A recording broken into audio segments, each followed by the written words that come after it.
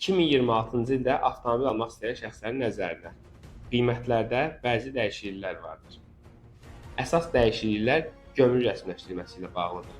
Artıq hibrid, plug-in hibrid və elektromobillər gömrük güzəştlərindən azad deyildir. Yəni, hibrid və plug-in avtomobillərin üzərinə artıq ƏDV gəlinir, elektromobillərin üzərində isə idxal gömrük rüsumu yox, yalnız ƏDV gəlinir.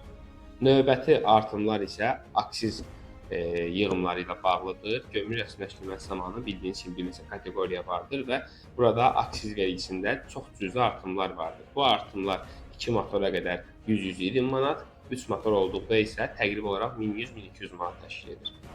Və ən əsası, Gürcüstan Respublikası ölkəsindən keçən tranzit avtomobillərlə bağlı rüsumlarda bir dəyişiklik edib. Bu, avtomobilə verilmiş tranzit nömrəli rüsumu ilə bağlıdır ki, burada təqribi olaraq 130-140 dollar civarı fərq olacaqdır. Bu da avtomatik olaraq polit paket aşılmasına təsir edir. Bunlara baxmayaraq, bu hansı ki biz bu artımları tənzimləmək üçün avtomobillər daha aşağı qiymət almağa çalışırıq və daim müştərilərə bu artımlar barədə öncədən məlumat veririk və növbəti aylarda, növbəti günlərdə isə artıq hələ ki heç bir artım gözlənilmir.